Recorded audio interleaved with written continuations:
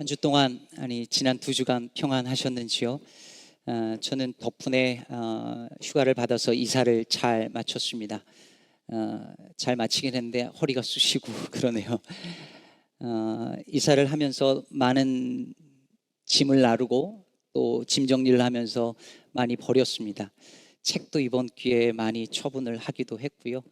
옛날에 공부했던 자료들 과감하게 다 버렸습니다. 버리는 과정에 한 박스를 열었다가 눈물이 울컥했습니다. 그 박스는 제 지난 설교 원고들이었습니다. 그 원고를 보는데 눈물이 확 쏟아졌습니다. 이 말씀들이 누군가에게 어떻게 흘러갔을까, 과연 잘 말씀 전했을까 생각을 하면서 마음이 참 그랬습니다. 그것도 버렸습니다. 오늘 전하는 말씀도 여러분들의 마음속에 심기어지는 하늘의 씨앗이 되기를 간절히 바랍니다. 특별히 오늘 어버이 주일을 맞이하여서 모든 어머니들, 아내분들, 모든 부모님들에게 하나님께서 은혜와 위로 주시기를 주의 이름으로 축복합니다. 제 고향 교회에는 부흥의 시즌이 되면 강사 목사님들로부터 주목을 받던 한 할머니 권사님이 계셨습니다. 그 이유는 그 권사님의 성함 때문이었는데요. 이 권사님 이름이 뭐였냐면 이쁜이셨습니다. 이름이 참 이쁘잖아요. 그런데 하필이면 성이 안씨였습니다. 그래서 안 이쁜 권사님이셨어요. 그래서 맨날 부흥 강사님이 놀리는 거예요. 안 이쁜 권사님 하면서. 그래서 그 들을 때마다, 권사님 뵐 때마다 아니 부모님들이 어떻게 이름을 그렇게 지었나라는 생각을 하곤 했습니다. 그런데 제 기억에 성함은 안 이쁜이셨지만 이분 정말 예쁘신 할머니 권사님이셨어요. 그 목사님들께서 이름 가지고 놀리실 때마다 그 연세 많으신 분이 수줍게 웃으시는 모습도 예뻤고 무엇보다도 신앙이 너무 예쁘신 분이셨습니다. 겉으로는 안 이쁜이라는 이름을 가졌지만 속은 정말 예쁜 마음의 신앙인이셨습니다. 그런가 하면 오늘 본문에는 참 이쁜 이름을 가진 두 사람이 등장합니다. 1절에 등장하는 그 아나니아라고 하는 사람, 이 아나니아라는 이름의 뜻은 여호와는 은혜로우시다, 혹은 여호와께서 은혜로 주신다, 이런 뜻입니다. 이름이 참 은혜롭잖아요. 예쁘잖아요. 하나님께서 은혜로 모든 것을 주셨음을 그 이름이 증거를 하고 있습니다. 그런가 하면 아나니아의 아내의 이름이 뭐죠? 삽비라. 한국말로 그냥 삽비라 그러면 별로 이쁘게 들리지 않습니다. 근데 영어로 삽비라는 사파이어인데 이게 보석 중에 그 사파이어를 뜻하는 그 이름입니다. 이름이 사파이어예요. 이름이 아름답잖아요. 정말 외모도 그렇게 아름다워서 그렇게 지었을지도 모르겠습니다. 그런데 아나니아도, 그리고 그의 아내였던 삽비라도 겉으로 드러난 이름은 아름다웠지만 그들의 내면은 그리 아름답지 않았던 것 같습니다. 물론 그들의 겉으로 드러난 행동도 아름다워 보였죠. 그들이 가진 모든 소유물들을 초대교회 많은 성도들이 그랬던 것처럼 다 팔아서 사도들의 발 앞에 드렸으니까요. 사도들의 발 앞에 드렸다는 것은 교회에 헌신하여 드렸다는 이야기가 됩니다. 그러니 아름다워 보였습니다. 헌신적으로 보였습니다. 그러나 그들은 그것을 판 그 소유물의 일부를 챙기고 일부만 드렸습니다. 마치 다 드리는 것처럼. 그러나 결국 이것이 드러나면서 아나니아와 삽비라는 그 자리에서 즉사합니다. 아나니아가 즉사하고 3시간 뒤에 삽비라도 죽습니다. 마더스데이의 어버이날에 설교 본문이 남편과 아내가 즉사한 이야기라서 죄송합니다. 이게 사도행전 본문이 지금 진행되고 있잖아요. 근데 하필 이번 주에 이 본문이 있었습니다. 그런데 여러분, 아나니아와 삽비라가 왜 죽었을까요? 이 이야기의 주제가 무엇일까요? 헌금 떼먹으면 이렇게 된다는 걸까요? 그래서 온전한 헌금, 온전한 11조 내라는 그런 이야기일까요? 그럴 리가 없습니다. 그들이 소유를 팔아 전부를 드리지 않고 일부만 드린 것은 결코 그들이 죽어야 할 이유가 되지 못했습니다. 이 사건의 진짜 문제는 그들이 전부를 바치지 않았다는 데 있지 않습니다. 그들의 욕심에 있는 것도 아니었습니다. 진짜 죄는 성령을 속인 죄였습니다. 3절에서 베드로가 아나니아에게 이렇게 말합니다. 아나니아야, 어찌하여 사탄이 내 마음에 가득하여 내가 성령을 속이고 땅값 얼마를 감추었느냐. 그리고 9절에서 삽비라에게도 이렇게 말합니다. 너희가 어찌 함께 꾀하여 주의 영을 시험하려 하느냐. 그러니까 이들은 단순히 돈 얼마를 감춘 게 아니었습니다. 그들의 속내를 감추었습니다. 그들의 속마음을 감추었습니다. 그들 안에 은혜가 없고 은혜에 대한 감사와 기쁨이 없고 종교적 의무만 남아있다라고 하는 사실을 감추었습니다. 그러면서도 그들은 속일 수 있다라고 믿었습니다. 우리는 나이스한 말과 행동으로 우리의 죄악을 숨길 수 있다고 생각합니다. 우리 마음속에 진정한 믿음이 없고 은혜에 대한 감사와 기쁨이 없는데도 불구하고 종교적 행위로 주일 예배에 여기 나와 있다는 것으로 헌금을 드리는 것으로 봉사하는 것으로 우리가 그것을 얼마든지 속일 수 있다고 생각합니다. 그러나 하나님은 속지 않으십니다. 아무리 우리가 우리의 속마음을 숨기고 여기 나와 있을지라도 하나님은 결코 속지 않으십니다. 그런데 하나님 말고 진짜 내 모습을 아는 사람이 또 한 사람 있습니다. 여러분의 남편입니다. 여러분의 아내입니다. 여러분의 부모님입니다. 여러분의 자녀들입니다. 여러분의 가족입니다. 그들은 하나님만큼은 아니어도 다 압니다. 저는 설교할 때요, 아무리 많은 사람들이 제 앞에 있다 하더라도 그렇게 긴장하거나 이러는 편은 아닙니다. 뭐 조금 교만하게 말씀드려서 수천 명, 수만 명 앞에서 설교해도 그렇게 떨거나 이러지 않을 것 같아요. 안 시켜줘서 그렇지. 예. 근데요, 딱 한 사람 신경 쓰이는 사람이 있습니다. 저 뒷자리에 앉아있는 제 아내는 맨날 듣는데도 신경이 쓰입니다. 제 아내는 다 알거든요. 제 마음도 어느 정도 알고 제 일상을 알거든요. 만일 제 아내가 당신이나 잘하세요 하면 얼마나 선을 하겠어요. 근데 아직까지는 그런 말 안 한 것 같아서 아직은 다행입니다만, 그럼 오늘 말씀 2절에 보면 아나니아가 소유를 팔아 그 값에서 얼마를 감출 때에 그 아내도 알더라 이렇게 말하고 있습니다. 아나니아가 겉으로는 은혜로워 보이고 헌금도 잘하고 봉사도 잘하는 것 같고 선행도 잘하는 것 같아 보였지만 그 속이 어떤지 그 아내는 알고 있었습니다.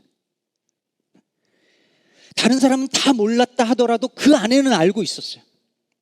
그렇다면 여러분, 그 아내가 그 남편이 저지르려고 하는 그 거짓된 행동들을 알고 있었으면 어떻게 했어야 했을까요? 여보, 정신 차려요. 하나님 속일 수 없어요 하고 말렸어야 하지 않겠습니까? 그런데 삽비라는 그렇게 하지 않았습니다. 남편 아나니아의 거짓을 알면서도 그것을 막지 않았습니다. 그럼 여러분, 이것이 바로 삽비라의 잘못일까요? 남편의 잘못을 알면서도 그것을 막지 않은 그 무능력함과 그 소극적인 태도가 삽비라의 가장 큰 문제점이고 잘못이었을까요? 물론 그것도 문제겠죠. 하지만 이들 부부의 진짜 가장 큰 문제는 무엇이냐면, 단순히 남편 아나니아가 악한 마음을 품었고 아내인 삽비라는 그것을 알고도 막지 않았다는 데 있지 않습니다. 더 큰 문제는 아내 삽비라가 이 모든 것을 알고 있는 상태였음에도 불구하고 남편은 그 일을 했다는 것입니다. 다시 말해서 아내 삽비라는 남편의 거짓을 알고 있었고, 남편인 아나니아는 아내가 그걸 알고 있다는 그것을 알고 있었습니다. 그런데도 남편은 그 일을 했습니다. 즉 아나니아가 거짓된 행동을 하는 데 있어서 아내 삽비라는 아무런 걸림돌이 되지 않았습니다. 아무런 방해가 되지 않았습니다. 아무런 양심의 가책을 주는 그런 사람이 아니었습니다. 아내가 모든 것을 다 안다고 하더라도 아나니아는 그것이 조금도 신경 쓰이지 않았습니다. 왜 그랬겠습니까? 아내인 삽비라 역시 같은 마음을 가진 사람이라는 사실을 남편도 알았기 때문입니다.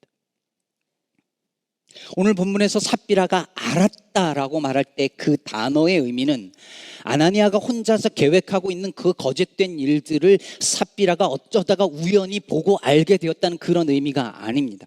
이 단어, 알았다라는 이 단어는 다른 사람과 한 마음으로 같이 본다 이런 뜻입니다. 그래서 NIV에서는 2절을 이렇게 번역했습니다. With his wife's full knowledge, he kept back part of the money for himself. With his wife's full knowledge. 와이프가 전부를 다 같이 알고 있었어요. 삽비라도 아나니아와 같은 마음을 품었던 것이고 그것을 알았기 때문에 아나니아는 아무 꺼리낌 없이 그 행동을 할 수 있었던 것입니다. 이 본문을 읽을 때마다 떠오르는 일화가 있습니다.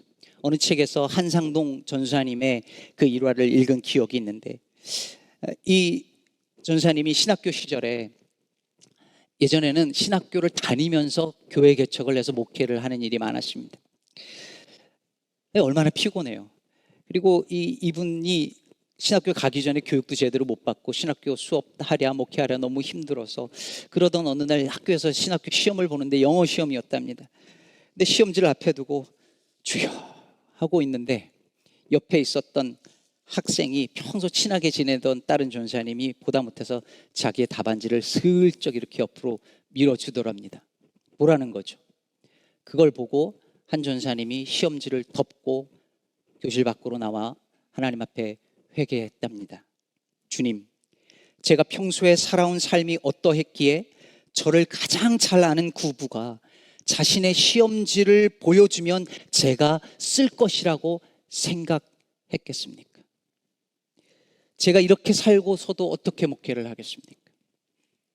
여러분, 만일 나를 가장 잘 아는 사람이 내 앞에서 아무 거리낌 없이 거짓을 행하고 불법을 저지르고 신앙인으로서 하지 말아야 할 행동을 거리낌 없이 한다면 그것이 무엇을 의미하겠습니까?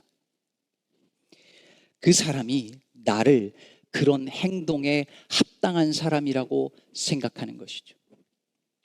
한 남편이 자신을 가장 잘 아는 아내 앞에서 아무런 양심의 가책 없이 거짓된 삶을 산다면 그건 둘 중에 하나일 것입니다. 정말 악한 남편이거나 아니면 그 아내 역시 같은 거룩한 삶을 살지 않는 사람이라는 것을 보여주는 것입니다. 우리들의 자녀들도 마찬가지입니다. 우리의 자녀들이 부모님들 앞에서 아무런 문제의식 없이 잘못을 저지르며 행동을 한다면, 믿음과 거리가 먼 삶을 산다고 한다면 그것은 자녀들의 문제이기보다 우리 부모의 문제일 가능성이 높습니다. 반대로 부모가 완벽하지 않을지라도, 때론 실수하고 넘어질지라도 믿음 안에서 바르게 살려고 몸부림치는 그 모습을 보이며 일관된 삶을 살아왔고 살아가고 있다면 그것은 자녀가 어떤 선택을 할 때 삶의 방향을 잡으려고 할 때 그 부모가 분명한 이정표로 작용할 것입니다. 아까 제가 설교할 때 신경 쓰이는 사람이 제 아내라고 했는데요, 한 여인이 더 있습니다. 제 어머니이십니다. 제 어머니도 매주 유튜브로 제 설교를 들으시거든요. 그래서 설교 준비하면서 종종 어머니 생각을 합니다. 제 어머니는 제가 고등학교 때 신학교 가겠다고 하니까 처음에 반대를 하시다가 나중에 수락을 해주셨어요. 그 이유를 나중에 들어보니 저 녀석이 목사 되면 지 아빠처럼 술은 안 마시겠지 이렇게 생각해서 허락해 주셨답니다. 그랬던 제 어머니께서 누구보다 제가 목사인 것을 자랑스러워하시고 기뻐하시고 좋은 목사 되게 해달라고 늘 기도해 주십니다. 저는 저를 아는 제 어머니가, 그리고 저를 위해 기도하는 어머니가 제 설교를 듣고 있다는 것을 알기 때문에 함부로 설교할 수 없습니다. 대충 설교할 수 없고 대충 목회할 수 없습니다. 우리는 어쩌다 삶을 살다 보면 선택의 기로에 놓이거나 어려움에 처하거나 믿음의 길에서 멀어지기도 할 때에 부모님을 떠올립니다. 부모님에게 부끄럽지 않은 삶을 살고 싶어 합니다. 그것이 부모님을 우리에게 주신 이유일 수도 있겠습니다. 저는 제 자식들도 그렇습니다. 제가 말한 대로 사는지, 제가 전한 설교대로 사는지 안 사는지 제 아들과 제 딸이 너무 잘 알아요. 그래서 이 녀석들이 늘 신경 쓰입니다. 근데요, 저는 그 녀석들도 제가 신경 쓰였으면 좋겠습니다. 이제 대학생으로 혹은 직장인으로 혹은 결혼해서 이렇게 살아가는 동안에 어떤 선택을 할 때, 특히 그리스도인으로서 믿음의 문제 앞에 섰을 때에 아빠인 제가 신경 쓰이고, 제가 했던 말이 떠오르고, 제가 했던 행동이 생각나고 신경 쓰였으면 좋겠습니다. 그게 부모의 역할이고 사명이라고 저는 생각합니다.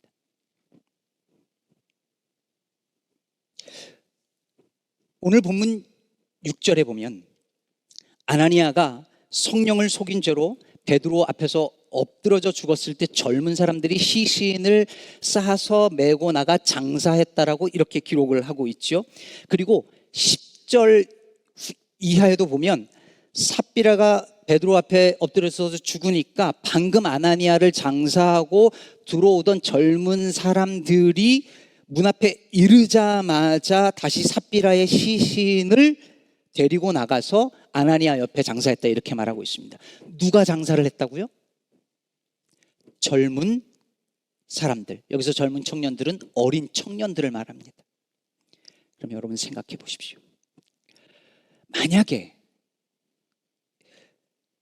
이 어린 청년들이 아나니아와 삽비라가 거짓으로 헌금을 하고 그랬는데도 그것이 묵과되고, 그랬는데도 이들이 교회에 집사가 되고 장로가 되고 중직이 되어서 교회를 다스리는 모습들을 지켜보는 일이 발생했다면 그 젊은 청년들은 훗날 어떤 믿음을 갖게 되었을까요? 똑같은 믿음의 사람들이 되었겠죠. 아니면 교회를 떠났을 것입니다. 오늘날 한인 이민교회에서 자라난 젊은 세대들이 교회 어른들의 불법과 위선과 다툼을 보면서 떠나간 것처럼 말이죠. 그러나 오늘 본문의 젊은이들은 거짓이 용납되어지지 아니하는, 조금도 용납되어지지 않은 진짜 거룩한 교회의 모습을 정말로 보았습니다. 진짜 보았습니다. 몸으로 체험했습니다. 그들이 그 시신을 메고 가서 장사하면서 무엇을 생각했겠습니까? 무엇을 몸으로 느꼈겠습니까?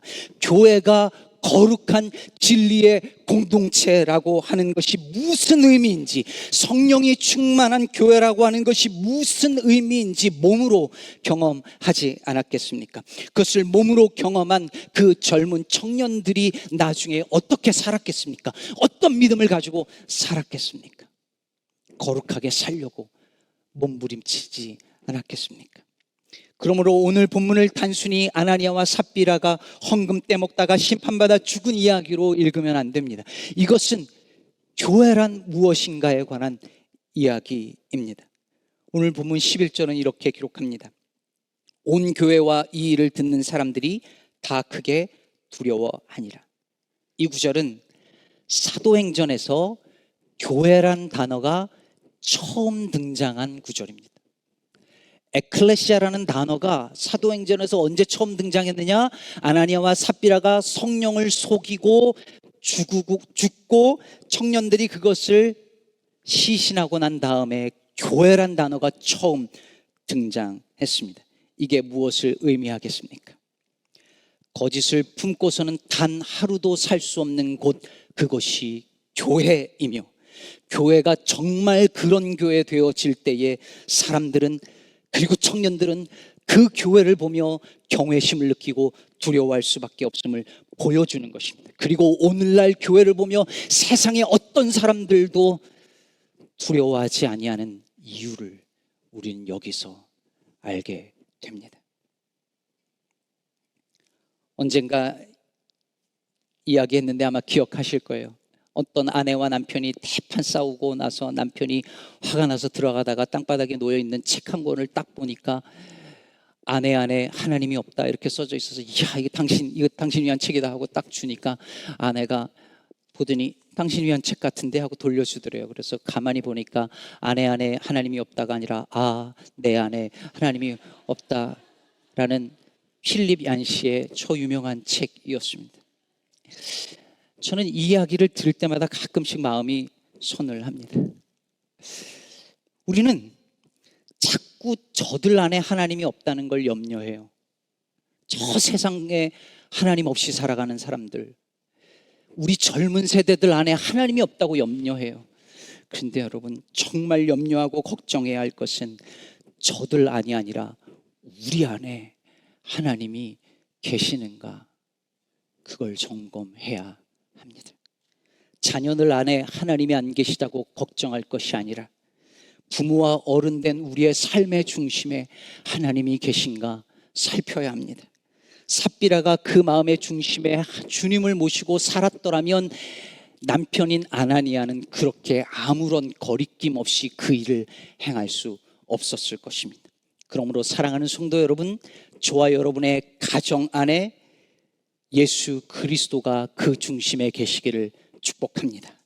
가족끼리니까 편하게 아무렇게나 믿어도 되는, 아무렇게나 신앙생활을 해도 되는 모습을 보여도 되는 것이 아니라 오히려 가족끼리 서로에게 믿음의 자극을 주고 격려를 주는 신앙의 동역자들이 되어지기를 축복합니다. 우리 자녀들이 부모 세대를 보면서 신앙의 절개가 무엇인지, 기도의 능력이 무엇인지, 예수를 믿고 산다는 것은 어떤 삶인지를 보고 배울 수 있는 일들이 우리 안에 일어나기를 바랍니다. 목사로 살면서 간절히 바라는 것이 있다면, 성도들이 삶을 살다가 어느 순간에, 그것이 고통스러운 순간이든 믿음에 흔들리는 순간이든, 목사가 신경 쓰이고 목사가 한 말이 생각이 나고, 그래서 그 말씀의 부담감으로 그래도 다시 믿음의 길을 걸어가야 되겠다고 생각할 수 있다면 더 기쁜 일이 없을 것 같습니다. 우리 교회 자녀들이, 우리 교회 젊은이들이 어떤 선택을 할 때 우리 교회 성도들의 얼굴이 떠오르고, 어른들이 기도하는 모습이 떠오르고, 나를 위하여 기도하는 우리 어머니, 우리 아버지 얼굴이 떠올라서, 그래, 바르게 살아야지, 다시 힘을 내봐야지 라고 생각할 수 있다면 그보다 축복된 일이 어디 있겠습니까? 그런 일들이 여러분의 가정과 우리 교회 안에 일어나기를 축복합니다. 그리하여 누군가의 신앙의 여정에 이정표가 되어주는 그런 부모로, 그런 남편으로, 그런 아내로, 그런 자녀로, 그런 성도로 살아가는 우리 모두가 되기를 간절히 바랍니다.